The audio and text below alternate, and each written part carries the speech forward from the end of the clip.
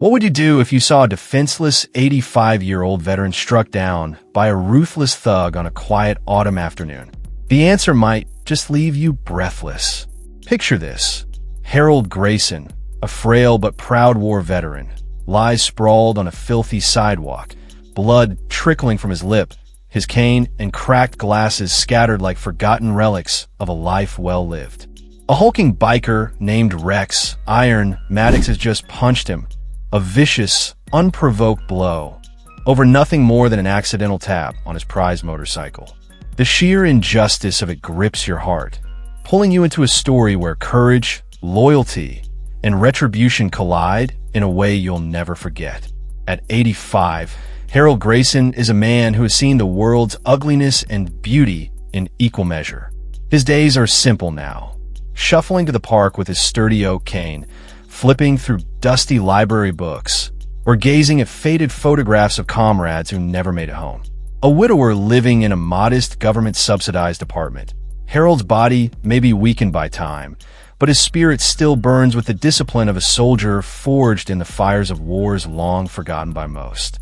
He rarely speaks of his service, the brutal campaigns in Korea, the covert operations in lands that history has erased, preferring the quiet dignity of anonymity in his twilight years. Yet, on this crisp autumn day, his belief in the fundamental decency of people is about to be shattered, setting the stage for a tale that will remind us all of the sacrifices veterans have made for our freedom. If you're moved by stories of courage, honor, and the unbreakable bonds that tie families and soldiers together, this narrative will resonate deeply. At Daily Narrated Stories, we're committed to sharing touching tales that honor the legacy of those who shaped our nation. Join us on our journey to 1,000 subscribers. Subscribe now and type "honor" in the comments if you believe veterans deserve our utmost respect. Let's dive into a story that will leave you inspired, outraged, and ultimately uplifted. Harold had set out for a simple errand that day, his oak cane tapping rhythmically on the cracked pavement of Pine Street as he headed to the corner store for a newspaper and a pint of milk. The autumn air was crisp, carrying the faint scent of fallen leaves and the distant hum of city life. Harold moved slowly, his joints aching with the weight of 85 years, each step a quiet testament to a body that had once marched through muddy trenches and scaled jagged hills under enemy fire. The sidewalk was a cluttered mess. Overflowing bins from a nearby diner spilled greasy wrappers and coffee cups onto the path, forcing him to navigate carefully. As he edged around a pile of trash, his cane brushed against the gleaming chrome fender of a monstrous motorcycle parked haphazardly on the curb, its custom paint job a fiery mix of red and black, screaming aggression. He hadn't even noticed the owner lurking nearby, hidden in the shadows of a grimy alley. From that alley, Rex Iron Maddox emerged like a storm cloud, a man in his early 30s with a permanent scowl etched into his rugged face. Rex was a mountain of a man, standing over 6 feet tall, his broad shoulders straining against a black leather jacket adorned with iron viper's patches. His thick neck was a canvas of coiling snake tattoos, their green scales glinting in the afternoon light, a visual warning of the venom that coursed through his veins. A member of the notorious Iron Vipers motorcycle club, Rex was known in the neighborhood for intimidation and petty crime, shaking down local vendors, starting bar fights, and leaving a trail of fear in his wake. He wasn't a man who helped old ladies cross the street or volunteered at the community center. To him, kindness was weakness, and weakness was something to crush. That motorcycle was his throne, his pride, a symbol of the fragile ego he guarded with a ferocity that bordered on obsession. The faint tap of Harold's cane against its chrome fender was enough to ignite his rage, a spark in a powder keg of unchecked anger. "Hey, you old fool," Rex bellowed, his heavy boots slamming the pavement with a thud that echoed down the quiet street, his voice a growl that sent a nearby stray cat scampering into the shadows. "What do you think you're doing to my bike?" Harold turned, startled, his watery blue eyes blinking behind thick, scratched glasses that sat crookedly on his nose. His heart thudded in his chest, a faint echo of the adrenaline that had once surged through him during a midnight ambush in Korea. "I'm so sorry," young man," he said, his voice trembling but polite, the words laced with a sincerity born from a lifetime of respect. "Did my cane touch your motorcycle? I didn't mean to. I can barely see the darn thing." He raised a shaky hand in apology, his fingers gnarled and spotted with age, the knuckles still bearing faint scars from frostbite he'd suffered in the winter of 1951. The gesture was small, almost childlike in its innocence, a plea for understanding from a man who had seen enough conflict to last 10 lifetimes. But Rex wasn't in the mood for forgiveness. He saw weakness in Harold's frail frame, an easy target to dominate, a chance to assert his dominance in a world that often made him feel small. Growing up in a broken home, Rex had learned early that power came from fear, not kindness. His father's belt had taught him that lesson well. Now, towering over Harold, he saw a reflection of his own insecurities in the old man's vulnerability, and it infuriated him. "Sorry doesn't fix it, you old geezer," he sneered, stepping so close that Harold could smell the stale cigarettes on his breath, the acrid tang mingling with the faint musk of leather and motor oil. Rex's eyes narrowed, his pupils dark with malice, as he jabbed a thick, calloused finger toward the Harley. "This is a custom Harley, worth more than your pathetic life."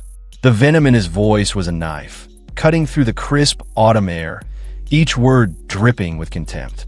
A few passers-by glanced over, their steps slowing, but none dared to intervene, the weight of Rex's presence a silent warning.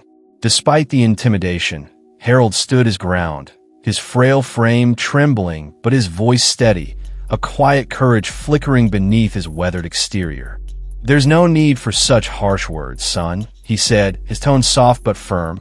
The word son, carrying a weight of experience that Rex couldn't comprehend. "It was an accident. No harm done, I'm sure."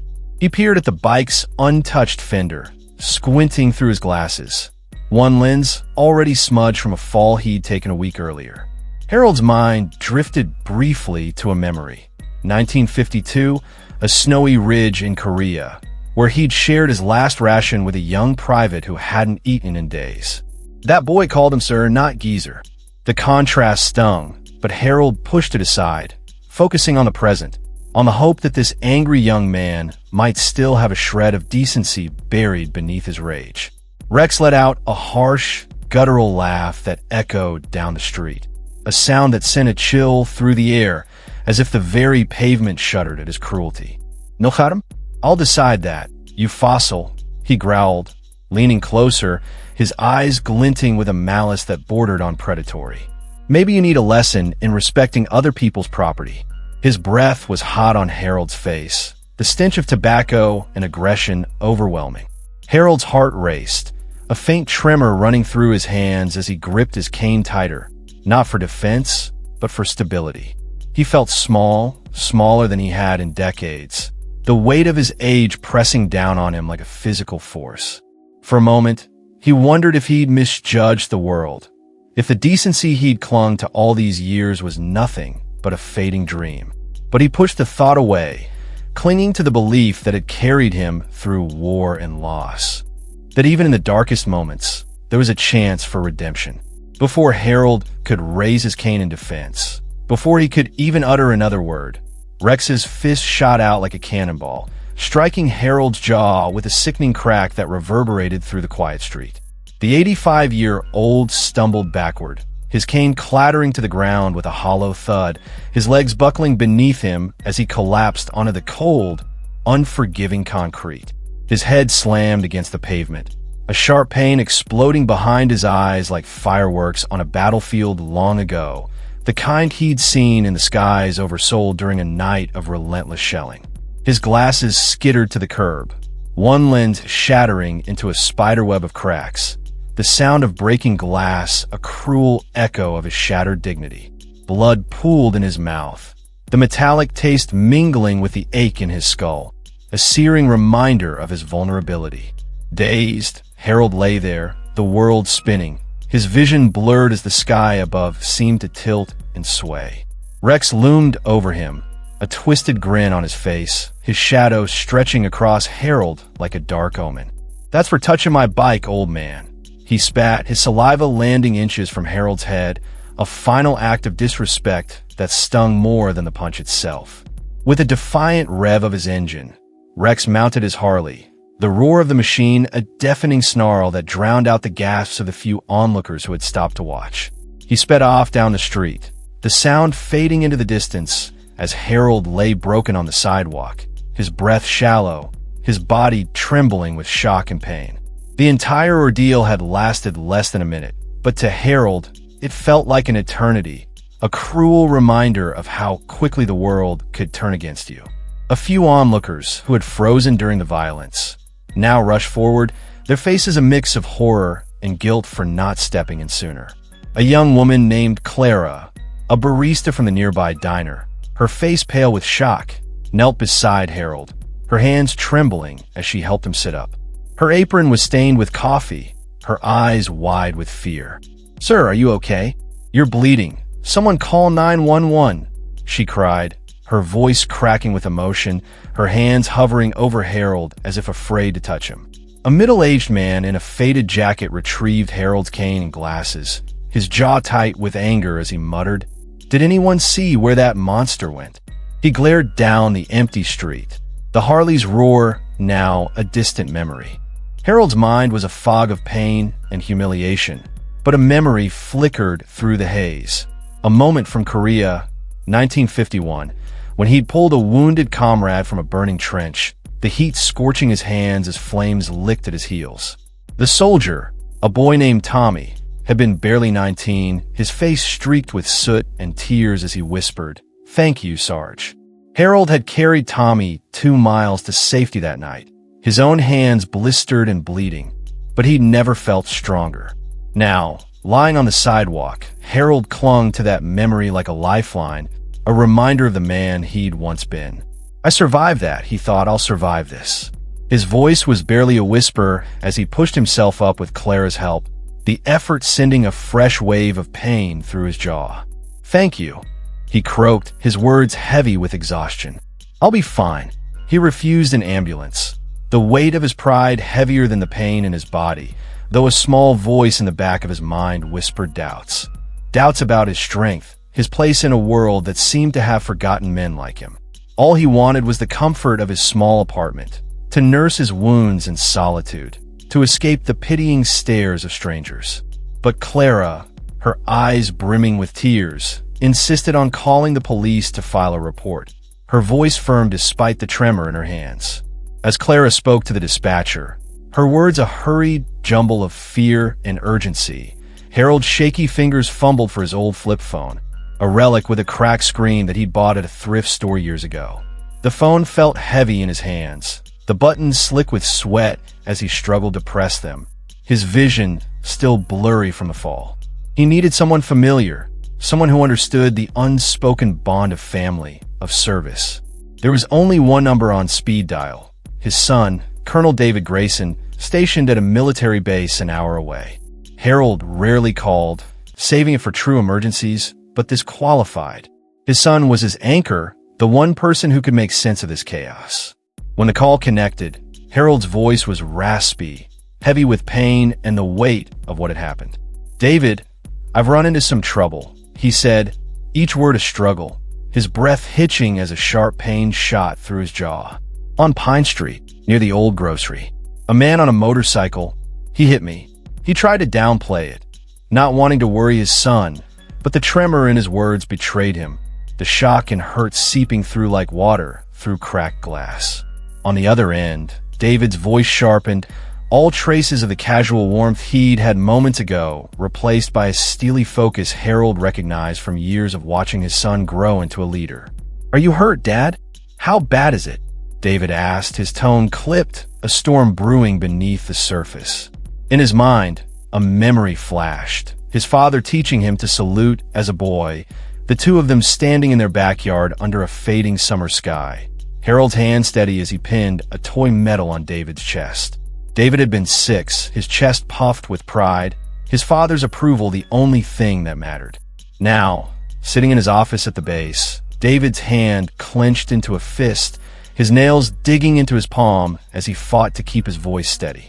The thought of someone laying a hand on his father, the man who'd taught him honor, who'd survived wars most couldn't imagine, lit a fire in his chest that threatened to consume him. "My jaw's sore, head hurts where I fell," Harold admitted, a wave of dizziness forcing him to lean against Clara, her arm a gentle support against his trembling frame. He took off down the street. David's response was immediate, his voice ablade. "Dad, don't move. Don't talk to anyone more than necessary. I'm coming. ETA 30 minutes, maybe less," he said, the line going dead with a click that felt final, a promise of action. Harold knew that tone.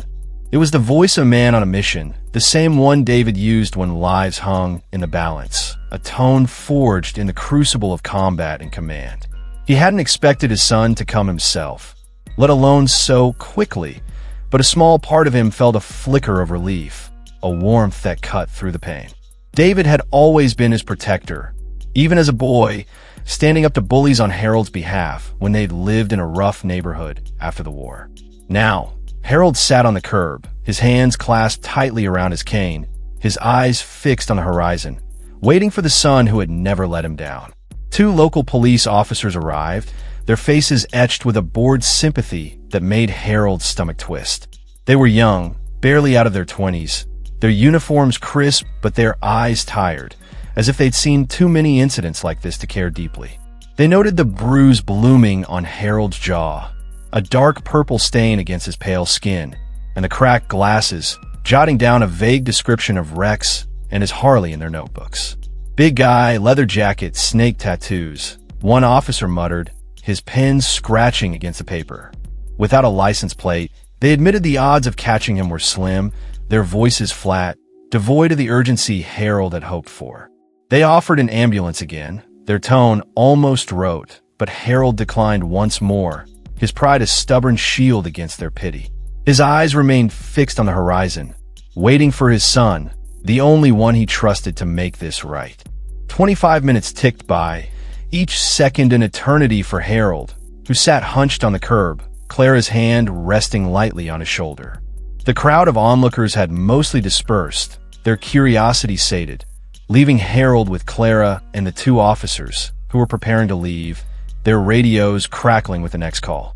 Then a low rumble began to build, not the snarl of a motorcycle, but something deeper, more ominous, a sound that vibrated through the pavement and into Harold's bones.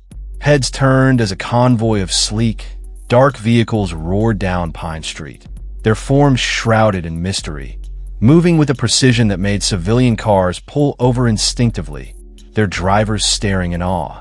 4 matte black, up-armored tactical vehicles, their windows tinted so dark they seemed to swallow the light, their presence commanding, screeched into position with a synchronicity that spoke of years of training. The lead vehicle, a modified Humvee, stopped directly in front of Harold, its engine idling with a low growl, while the others fanned out, sealing the block with silent efficiency. Soldiers in dark tactical gear disembarked, their movements a chilling ballet of control, taking up strategic positions at the corners of the street, their eyes scanning for threats with a focus that sent a shiver down Clara's spine.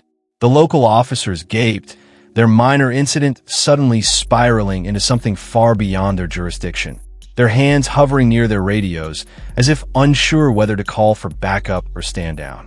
The passenger door of the lead Humvee opened, and out stepped Colonel David Grayson, a lean, hard man in his late 40s, his unmarked black uniform radiating authority, the kind that didn't need insignia to command respect. His face was a mask of barely contained rage, his icy blue eyes scanning the scene, his father's bruised jaw, the shattered glasses in Clara's hand, her worried expression, the bewildered cops. David's boots hit the pavement with a deliberate thud, each step a promise of retribution as he strode toward his father. Kneeling beside Harold, David's iron controls softened, his voice tight with emotion, a crack in the armor of a man who had seen too much to break easily. "Dad, are you sure you're okay? We need to get you to a medic," he said, his hand steadying Harold's trembling frame, his touch a lifeline in the storm. "I'm all right, son, just shaken," Harold insisted, though he leaned heavily into David's support, the warmth of his son's presence a balm to his battered spirit. "Who are these men, David?" he asked, his voice a whisper, his eyes wide as he took in the soldiers, their faces obscured by helmets and visors, their rifles held at the ready. David didn't answer directly, his focus shifting to Clara, who stood nervously beside them, her hands twisting the hem of her apron. "Ma'am, thank you for helping my father. Can you tell me what happened, and describe a man who did this?" he asked, his tone calm, but commanding, the kind that brooked no hesitation. Clara, though intimidated by the soldiers and David's intensity, recounted the assault with clarity, her voice steadying as she spoke. "He was huge, covered in tattoos, snakes, I think, wearing a black leather jacket. He had a big motorcycle, red and black, and he hit him for no reason," she said, her eyes darting to Harold, a mix of guilt and resolve in her gaze.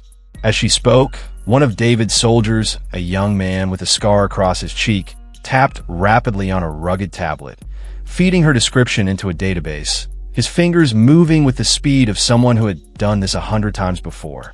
The officers approached cautiously, their steps hesitant, as if they were walking into a lion's den. "Colonel," one said, noting David's rank insignia on his collar, his voice tinged with uncertainty, "we're handling this assault. Do you have information?" David's response was firm, his authority absolute, cutting through their question like a blade. "Officers, thank you for your response. My team is taking over the suspect's apprehension. This incident now falls under special jurisdiction due to the victim's status and the nature of the assault," he said, offering no further explanation. He didn't need to. The soldiers' presence, their silent efficiency, spoke volumes, a testament to a power that operated beyond the local precinct's understanding. "We've got a positive ID," the soldier with the tablet reported quietly, his voice low but clear, cutting through the tension. "Registered owner of a custom Harley matching the description. Known address 4 blocks away. Name's Rex, Ironmatics, affiliated with the Iron Vipers MC, prior record for assault." David nodded, his jaw tight, a muscle twitching in his cheek as he processed the information. "Sergeant Carter, take Alpha Team. Secure Maddox. Standard protocols. Non-lethal unless he escalates to deadly force. Bring him here," he ordered, his voice a controlled storm, each word precise, leaving no room for error. "Yes, sir," Sergeant Carter replied, his tone crisp, a soldier's acknowledgement of a mission that would be executed without fail.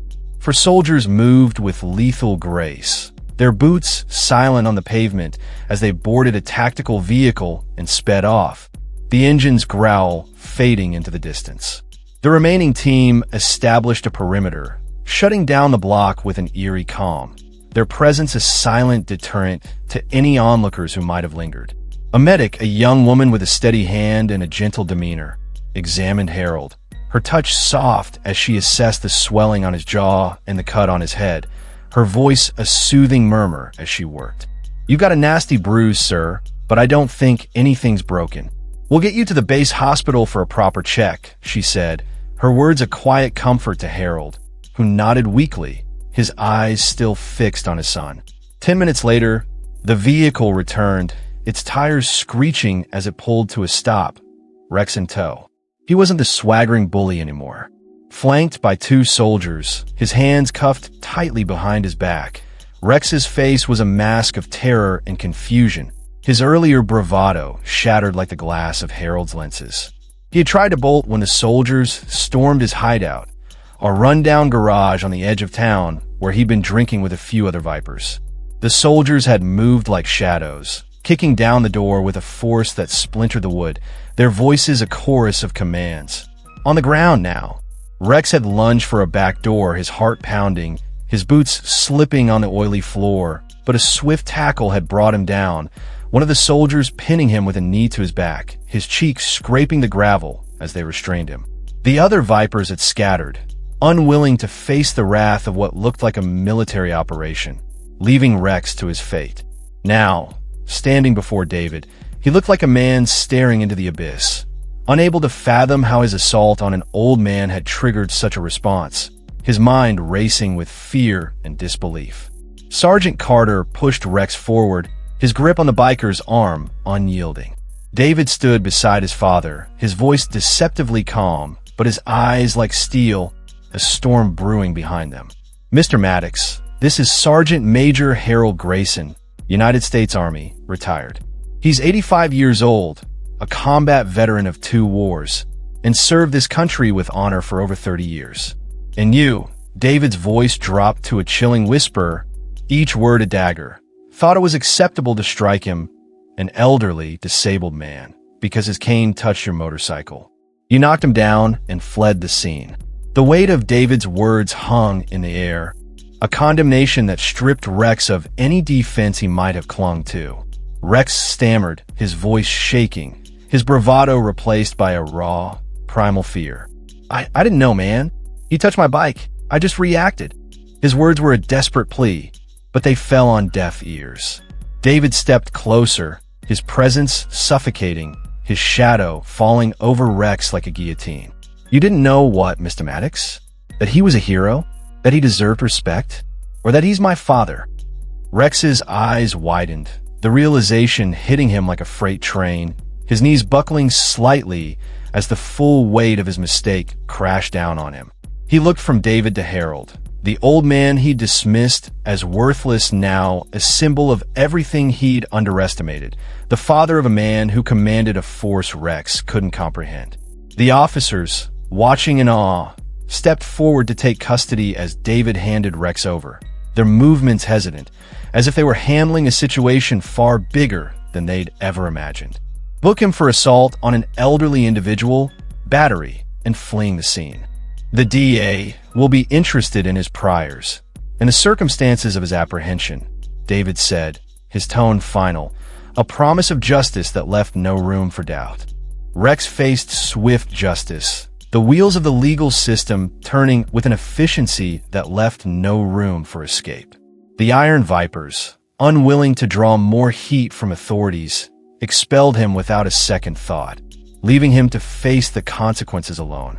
The charges stuck: assault on an elderly individual, battery, fleeing the scene, and the process was unusually expedited, perhaps due to this special jurisdiction David had invoked. Harold's physical wounds healed over time, the bruise on his jaw fading to a faint shadow, the cut on his head mending with careful attention at the base hospital. But the emotional scars lingered longer, a quiet ache in his chest whenever he passed that stretch of Pine Street, a reminder of the day his belief in human decency had been tested. Yet his dignity was restored, bolstered by his son's unwavering loyalty and the knowledge that justice had prevailed, a light in the darkness that reaffirmed his faith in the values he'd fought for all those years ago. The story spread like wildfire through the small town, becoming a local legend whispered in diners and bars. The day a military strike team descended on Pine Street to avenge one of their own, a tale of retribution that grew with each retelling. For Harold, the true healing came in a quiet moment at the base hospital, where he rested in a comfortable room, a cup of tea warming his hands, his son by his side. "You didn't need to bring the whole army, David," he said, a faint smile tugging at his lips, his voice soft but laced with the warmth of a father's pride.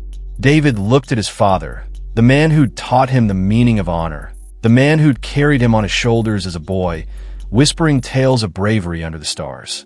"Dad," he said softly, his voice thick with emotion, "that wasn't the whole army. That was just a few of your boys, making sure one of our own was taken care of. Some lines, once crossed, demand a response, a bond between soldiers, between a father and son, that no thug could ever understand." The words hung between them, a testament to a love and loyalty that transcended time, a bond forged in the fires of war and nurtured through decades of shared sacrifice. This story is a powerful testament to the courage of veterans like Harold, who sacrificed so much for our freedom, and the fierce loyalty that binds families and comrades across generations.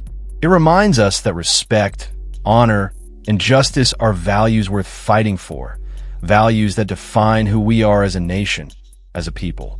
Take a moment to reflect. How can we honor the veterans in our lives, those quiet heroes who walk among us, their stories often untold?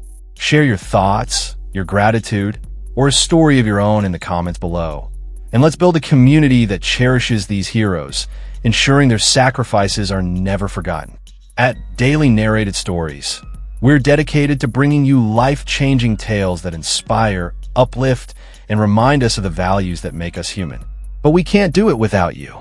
We're so close to 1,000 subscribers. Don't miss your chance to be part of this movement. Subscribe now, type justice in the comments, and share this story with someone who needs to hear it. Time is fleeting, and your support matters. Let's honor our veterans together today and keep their stories alive for generations to come.